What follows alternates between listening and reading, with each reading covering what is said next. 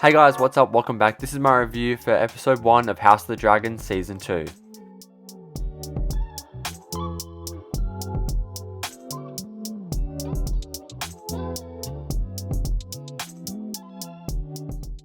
So spoiler warning for the episode. If you have not seen it, go watch it and then come back. And yes, let's just get straight into it. So I've been so excited for season 2 of House of the Dragon. I loved season 1. I reviewed every episode of season 1.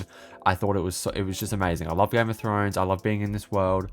I think it's amazing. I think House of the Dragon season 1 was better than a lot of the seasons of Game of Thrones, and I loved Game of Thrones. And so naturally, I was very excited for this show. And especially with the massive cliffhanger that we ended off with last season, obviously with Lucerys being eaten by Vhagar at the hands of Aemond. This season is highly anticipated for me. And this episode, I really enjoyed it, especially the end. Now, I think it's sort of, with this type of show, you need to wait. Like, they're slow burn types of shows, right? Like, it's a slow burn. The episodes are just going to get better, I feel, because more stuff will be happening, more things will be set in motion, right? And so this episode, we're setting up some things for the season. We're getting to know where we're at the moment. We're seeing where we are with all the characters, and then we can start getting onto the plot, right? And so, yeah, I'm very excited to see where the show goes.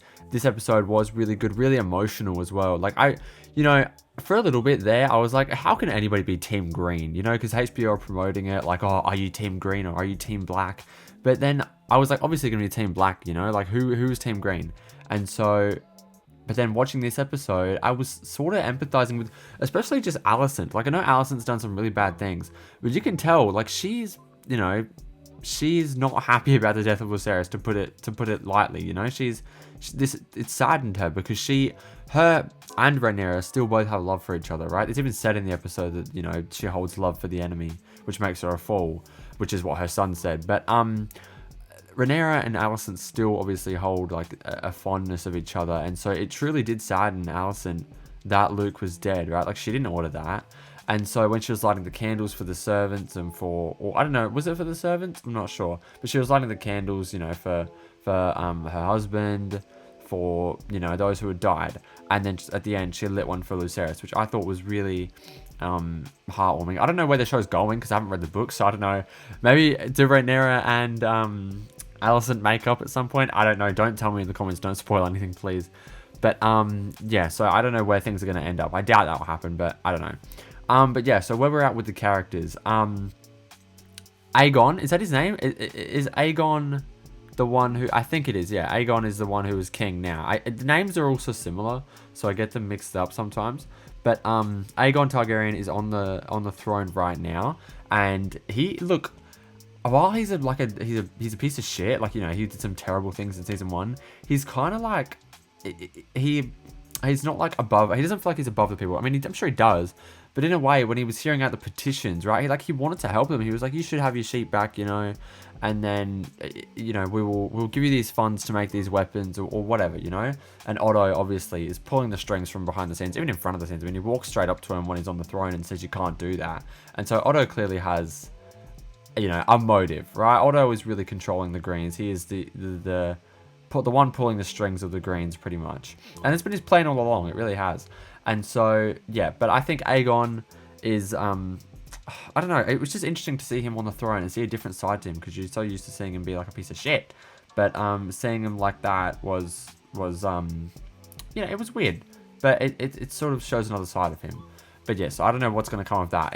And by the way, it's also made clear throughout the episode that, like, they don't respect him and, like, he's kind of dumb, Like, Otto even says that to Aemond. He says, like, you're better out of the two brothers, And so we'll see what comes of that. Alicent and Criston Cole are still going at it. I hate Criston Cole so much. He's fucking, like, I hate him, and I want him to die a very gruesome death in this show.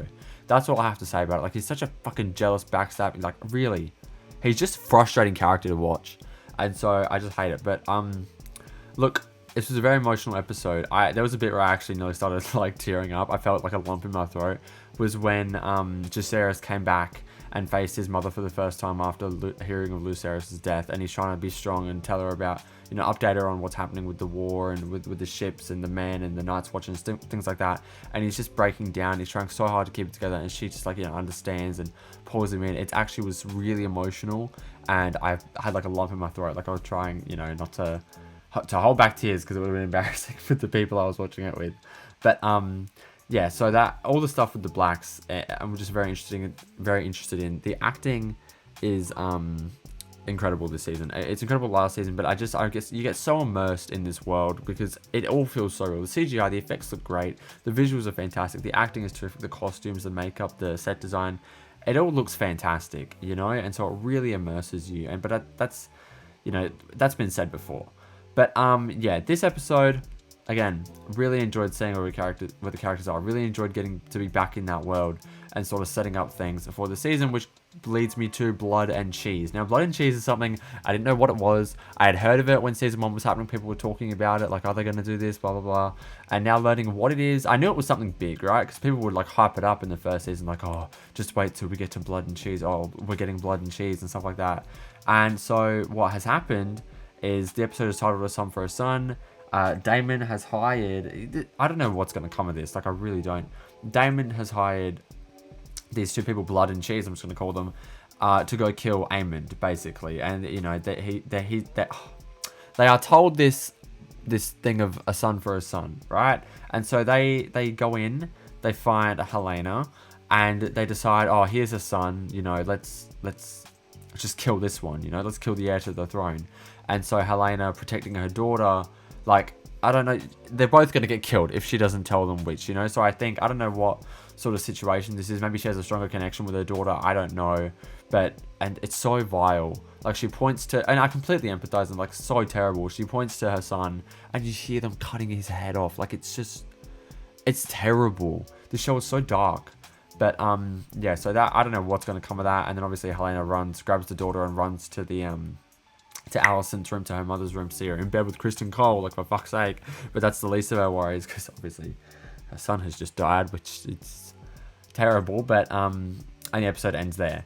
So I don't know what the fuck is going to come of that. I don't know if, you know, something's going to happen, right? Like, something is going on. Something big is coming. I think this entire arc is how the dragons died, right? How the dragons died out. We're getting dragon fights this season. Like, I can tell there's going to be much more dragon fights. Is this it's already been renewed for season 3, so I don't know what's going to happen next season, but is this the season where we get to see the dragons, you know, go extinct, basically? I don't know. But yeah, I'm excited to see all these characters again. I'm excited to see what's coming this show. House of the Dragon was one of my favorite shows of 2022, was it, that it came out? I think so. It was one of my favorite shows of 2022. I think it was like my second or third favorite show. I did a ranking video on my channel, which you can go check out if you like. But I think it was like second or third, right? And so I'm just so excited to have this show back. I really am. Every episode's like an event. 1 episode a week. It's so good to have a show like this back. You know, with this show coming back and with The Boys on right now, I mean, it's a great time to be alive for television. You know, some of the best shows on TV are having their newest seasons air at the same time, which is crazy. And it's a lot of work for me, but it's okay because I love talking about it. So yeah, House of the Dragon episode 1 I thought was really good, and I can't wait to see what comes next episode, and I will be breaking it down and doing a review. So let me know your thoughts down below in the comments on the episode. Did you enjoy it? Did you not enjoy it? Maybe did you love it as much as I did? Let me know your thoughts and theories down below in the comments. Also, if you enjoyed this review, please like and subscribe. I'd really appreciate it, and it would really help me out. We're very close to 500 subs, and so I'd really appreciate if you would just consider subscribing and liking the video.